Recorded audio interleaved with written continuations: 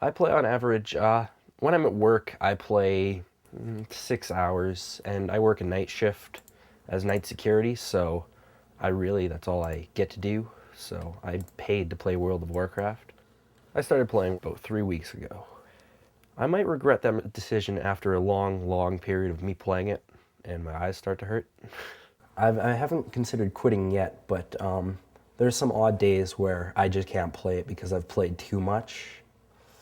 Couple days of straight World of Warcraft. If I work 5 days in a row, if I play it for the first three for 8 hour shifts, the next 2 days I can't play it. The really hardcore players, I've seen some people play for 12, 15 hours in a row, just junking out hardcore.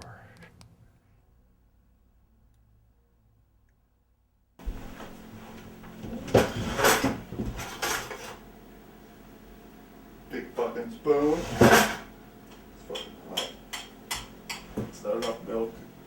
I think it was the summer of 2005, maybe, or 2006. And I liked it, so I played it. It's a big world where you pick your character and you build them up when you interact with other characters. And you gotta be on one side or the other. The Alliance and Horde. Horde is orcs, undead, and blood elves. You have your trolls, and you have your taurens, which are giant. I don't even know what you'd explain. I don't even know what they are. Giant cow things that walk on two legs. Minotaurs. Minotaur, that's a good one. Giant cow things that walk on two legs.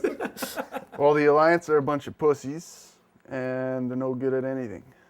Well, you can't really call them pussies so much because, they're people too. The Horde, well, some of them are pussies. That's about it. Well, but some of them are pretty cool. But the Alliance, they just suck. All right, you know what? Yes, the Alliance are pussies. The Horde fucking rules. I play World of Warcraft so I can get to that higher level and start beating up the Alliance. Suppose it's killing other players. It's fun. Who doesn't like to kill things? Not real things, but like fake things. I can see you knowing reality and knowing this is a game. I don't actually think you're going to grab a sword and pillage a town. It's not how the real world works. Deep down, it's to get away from reality. That's what I would assume.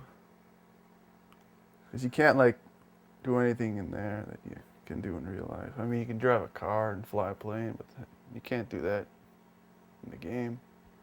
I am in reality world. The real world. Not reality world. That doesn't make any sense. But there is another reality that most gamers, viewers, and civilians don't know about. The fact is that there have been at least 4 deaths directly related to obsessions with World of Warcraft. One man was stabbed to death over the theft of a virtual weapon. 2 more gamers perished from malnutrition on account of not eating during long binges in preparation for difficult raids and boss battles. The last was the death of a child, whose parents were visiting a local internet cafe for hours playing the game. The child was later found suffocated in its crib. Another couple filed a lawsuit against Blizzard after their 13-year-old son threw himself off their 24-story balcony in an attempt to mimic World of Warcraft. Addiction clinics have surfaced worldwide to help gamers combat their obsession, most notably Smith & Jones Addiction Counselors, the first to develop a clinic in July of 2006. And what has Blizzard been doing in response to such controversy? The same as they always do. They're making video games. Having released The Burning Crusade in early February, the first expansion pack to the series, Blizzard keeps its gamers happy and their wallets even happier. The game destroyed previous sales records, selling 2.4 million copies in the first 24 hours of release. Since 2004, Blizzard has sold 8 million copies of World of Warcraft worldwide. And at about $40 a pop, that's $320 million from software sales alone.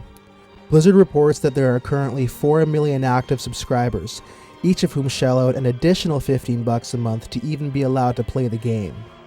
Let's do the math. $15 times 4 million players equals $60 million per month. Now multiply that number by about 3 years.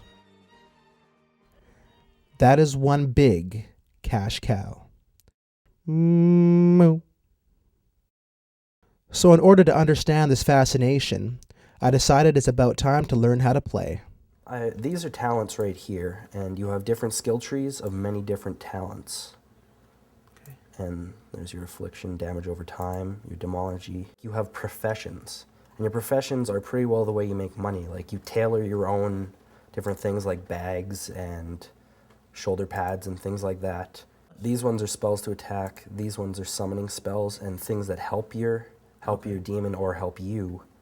And these ones are damage over time, so attack spells. Well, I'm gonna power up right now. What does that do? I'm a pirate.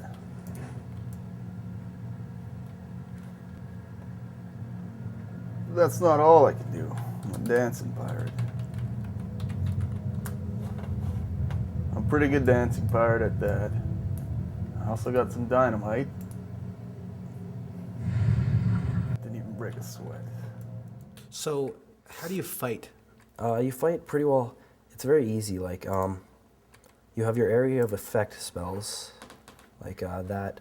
It summons a spell that attacks that range.